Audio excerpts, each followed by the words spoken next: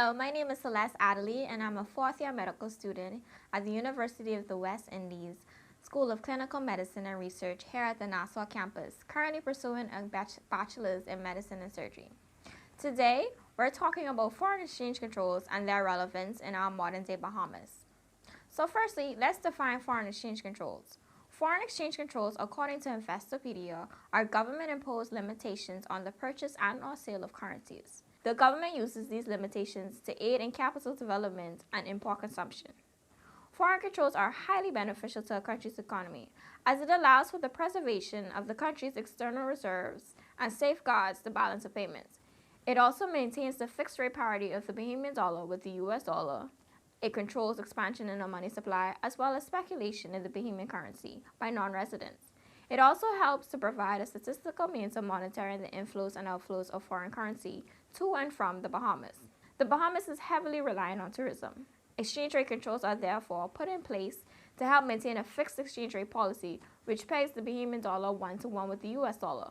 These exchange rate controls allow for a seamless transition when tourists come to the Bahamas and are able to trade their US dollars for goods and services within the local economy.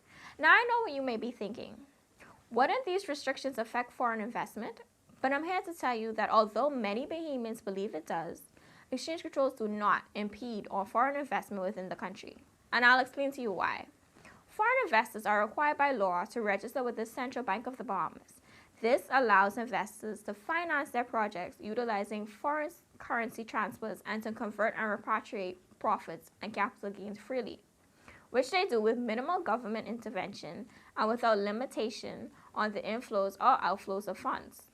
Have you ever heard of the phrase 2 out of 3 ain't bad?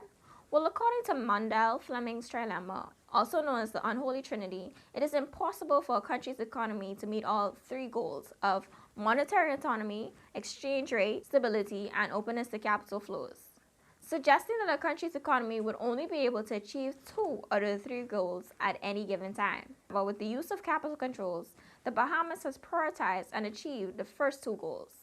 Although the IMF argues against prioritizing the first 2 over the 3, one can argue that it has proven to work in favor of the Bahamian economy. Are foreign exchange controls still relevant today? The short answer is yes, but you're not here for the short answer, are you? So let's discuss. The central bank prior to COVID was in the process of relaxing exchange control measures to facilitate overseas investments made by Bahamians in productive assets such as stocks. However, during the COVID-19 pandemic, countries all over the world felt the economic pressures as life as we knew it came to a halt. When faced with these unprecedented economic pressures, the Bahamas took a proactive approach to help combat these effects through tightening their already strict foreign exchange controls. This resulted in a positive impact on the Bahamian economy. According to a research paper published by Mr. Dmitry Titkov, the economy shrank by around 1/4 over 2020, and increases in government spending in the wake of COVID-19, combined with the decrease in GDP, have pushed the debt to GDP ratio of the Bahamas close to 100%. This was considered a dire financial situation that could only be overcome through the implementation of efficient and effective countermeasures, such as the tightening of foreign exchange controls, to help bolster financial exchange reserves and keep the Bahamian dollar pegged to the US dollar. He also described this nation's exchange control regime as relatively effective and relatively successful, given that parity with the US dollar has been maintained for almost 50 years. Seeing as 4/5 of the Bahamian international trade is done with the United States of America, it only makes sense that the Bahamian dollar be pegged to the US dollar. In comparison to other Caribbean countries, using data from the IMF, the Bahamas saw the least depreciation in dollar value and saw the greatest accumulation of reserves relative to GDP. When asked about the removal of financial exchange controls, Mr. John Rose stated, "The Bahamas may never be ready for the total elimination of exchange controls." He made the analogy that, "I'd like to get to the Indy 500, but some of us aren't even on Carmichael Road."